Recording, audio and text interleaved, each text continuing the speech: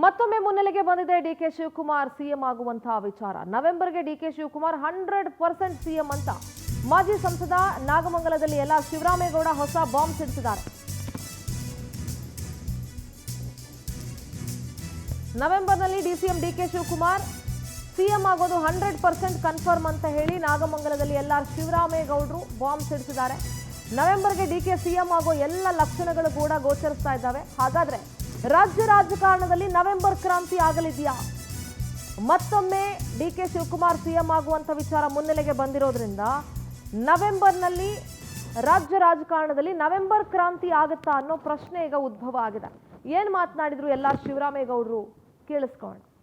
ಈ ಇಂಗ್ಲಿಷ್ ನಾನು ಈಗಲೇ ಹೇಳೋಣ, ಅದೇ ಯಾರು ಶಾಸ್ತ್ರ ಕೇಳಬೇಕಟ್ಟೆ. ಈಗಲೇ ಯಾರು ಒಬ್ಬಿಬ್ರು ಬಲಿ ಆಯ್ತಾರ್ರಿ, ಯಾರಿಗೆ ಹೇಳೋಕ್ಕಾಗತ್ತದ? ಒಳ್ಳೆ ಚೆನ್ನಾಗಿ ಎಲ್ಲಿಗೆ ಬೇಕಾದ್ರೂ ಬರ್ಬೋದು. ಅವರೊಂಥರ ಈ ಇಂಗ್ಲೀಷ್ನವ್ರು ಇದ್ದಂಗೆ ಗಂಟು ಮೂಟಕ್ಕೆ ಇಟ್ಕೊಂಡು ಹೊಂಟ್ರು ಬರ್ತಾ ಇರೋದೆ. ಅಲ್ಲಿಗೆ ಬಂದವರಲ್ರಿ. ಈಗ ಆಯ್ತಲ್ಲಪ್ಪ, ಒಂದು ನಿಮಿಷ ತಪ್ಪು ತಿಳ್ಕೊಬೇಡಿ, ನೀವೆಲ್ಲ ಮಂಡ್ಯ ಜಿಲ್ಲೆಯವರು ಅಲ್ವಾ?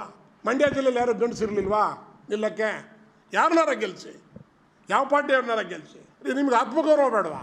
ನೀವೊಂದು ಕುಟುಂಬ ರೀ, ನಿಮ್ಮ ಕುಟುಂಬದೊಳಗೆ ಯಾರೋ ಬಂದು ಗಂಡಸು ನಾನು ಚೆನ್ನಾಗಿದ್ದೀನಿ, ಬೆಳಗಿದ್ದೀನಿ, ಚೆನ್ನಾಗಿ ಮಾತಾಡ್ತೀನಿ ಅಂತ ನಿಮ್ಮ ಕುಟುಂಬದೊಳಗೆ ಬಂದು ಮನೆಗೆ ಸೇರ್ಕೊಂಡ್ಬಿಟ್ರು ಸೇರಿಸ್ತೀರಾ? ಹಂಗೆ ತಾನೇ ಮಂಡ್ಯ ಜಿಲ್ಲೆ ಒಳಗೆ ಸೇರ್ಕೊಂಡು ಆಗೋಗ್ಯದ ಈಗ. ಅದಕ್ಕೆ ಕೇಳಿ